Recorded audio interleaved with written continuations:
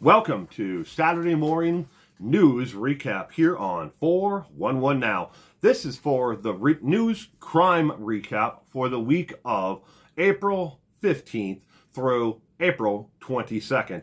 And thank you for joining me today. I know you told your friend you're not okay.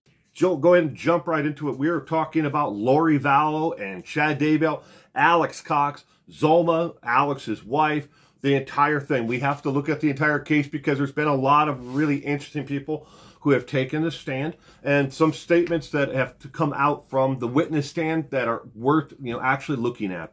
So first, Zulma. We're going to talk about Zulma, who is Alex Cox's actual wife at the time. They'd only been married about 2 weeks at the point when he actually died. This conversation took place the day before Alex died. Matter of fact, 12 hours before he was actually found dead, this conversation happened. Alex Cox is sitting at home in their apartment and he's on the phone. Zulma had worked that day, run an errand, and then come back to the home where when she walked in, Alex was on the actual phone with Lori Vallow and Chad Daybell. They were informing him, this is according to her testimony on the witness stand, they were informing Alex Cox that they were going to be exhuming Tammy Daybell's body. Alex only questioned why would they need to be, examining her and exhuming her body, if she died of natural causes, which kind of makes you think that, from the conversation that Zulma was relaying on the witness stand, that Alex didn't have anything to do with it, and he was wondering, well, what the heck's going on here? Did you have anything to do with her actual death? When Zulma actually questioned Alex and said, did you have anything to do with Tammy's death? He only answered in a one-word reply, which was no.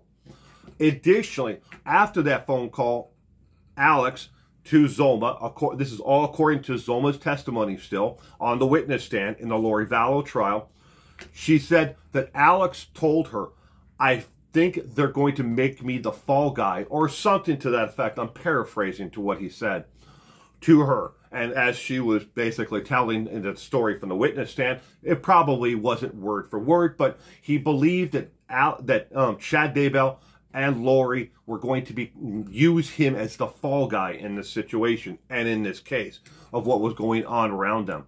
Now, she pushed to question him more, ask him more information about what had been taking place the last couple of months, because Alex had become more and more distant and become, kind of sketchy in what he was doing with Chad and Lori in and around the 2 months prior to this.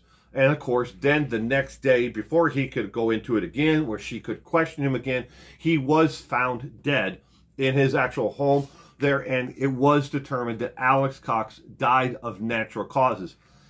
Was it really natural causes, or was there something else nefarious that took place here to take Alex out of the picture, blame everything on Alex, and then take him out of the picture so everything falls apart?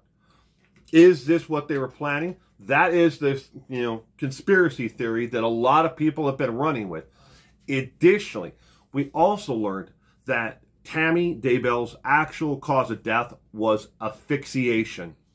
We had rumors of it before. We had people who were talking about it before, but no actual confirmation that it was asphyxiation until now. And on the witness stand, they brought in and introduced the evidence that Tammy Daybell's death was asphyxiation. Did Chad cause the actual asphyxiation?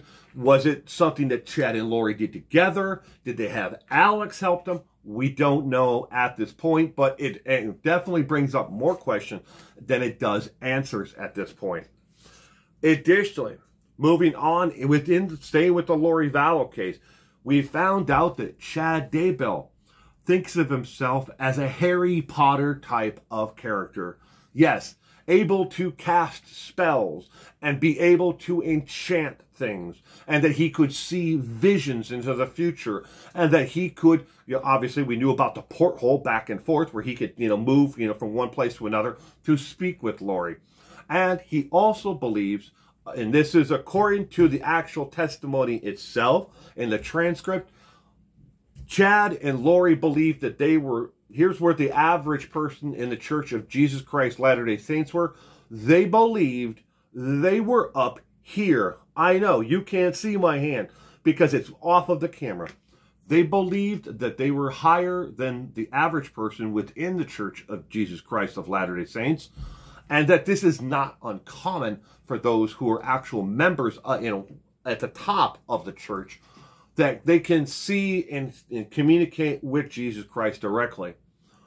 Did Chad sit down and share a bowl of nachos with Jesus and watch a football game? We don't know. We just know that Chad believed that he could communicate with Jesus, and so could Lori, and that this is what their calling was. Again, adding more and more credence to the fact that they believed that they were the chosen ones to lead those in the afterlife to the promised land. An after effect of the wrath of God coming back to, take care of the evil that is on this earth. All of this plays into their conspiracies of everything, and believing that the doomsday prophecy, and that they needed to move people from one side, living, over to the other side, dead. They needed to do that to save their souls. I am not making fun of the Church of Jesus Christ of Latter-day Saints. Believe what you want. I am only stating the facts that are then brought forth in front of me and everyone else.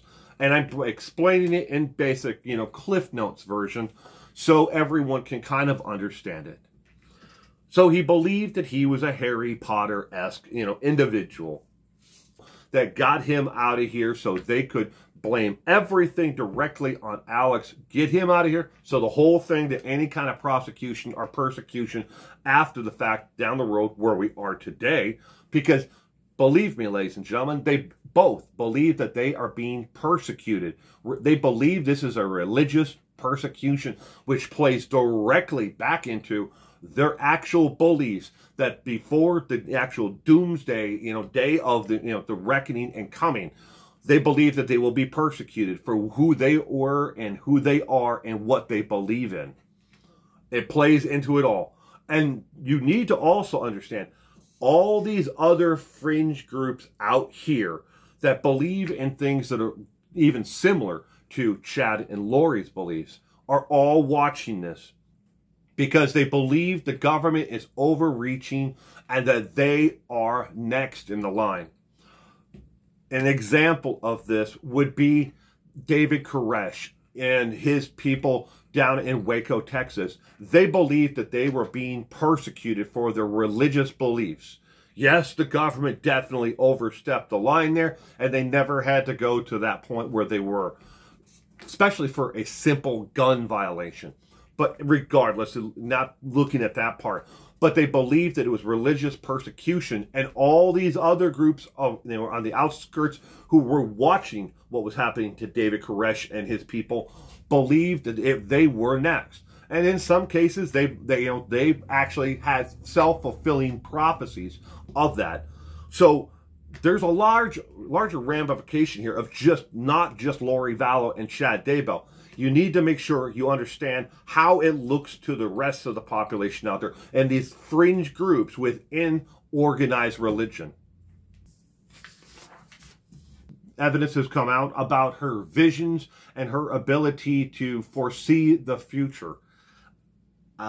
Believe in what you want, believe it to be true, or what, whatever. You make up your mind. Can Lori Vallow actually see the future? Can Chad foresee the future?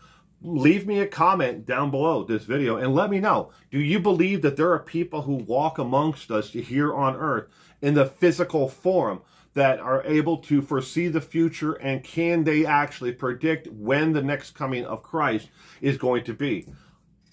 I want to believe that there are people here, but do you believe that there are? Leave a comment again down below and let me know. At the state of Washington, where I reside and I am reporting from today, the other day abolished the death penalty forever. Back before, we've had a stay of execution on all executions since 2010. But the governor signed into law abolishing the death penalty in Washington state.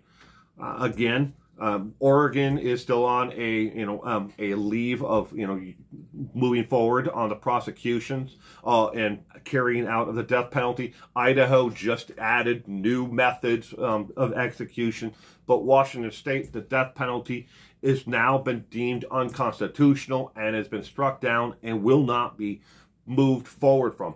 All 8 prisoners in Washington State who were on death row have been moved to and had their sentences converted from death penalty to life without the possibility of parole. So in Washington State, who is next? There's a lot of talk that there are several other states where the state, is looking at abolishing the death penalty completely. Wherever you may sit on the actual fact of, is death penalty an actual deterrent? Is it something that is used and it should be used? Regardless, let me know down below in the comment section. Again, that is it for this week, for the week of April 15th through the 22nd. I wish you all a happy day, and don't forget to check us out Sunday night for trivia night. We play a trivia game here. It's free to join. You don't have to log in or do anything at all. 15 questions, multiple choice questions displayed on the screen, and for everyone to sit down and enjoy. You might learn something new about one of the criminals that we do. Thank you again, and you have a wonderful day. I know you told your friend you're not okay. And tell me what's wrong and why you never said you felt that way.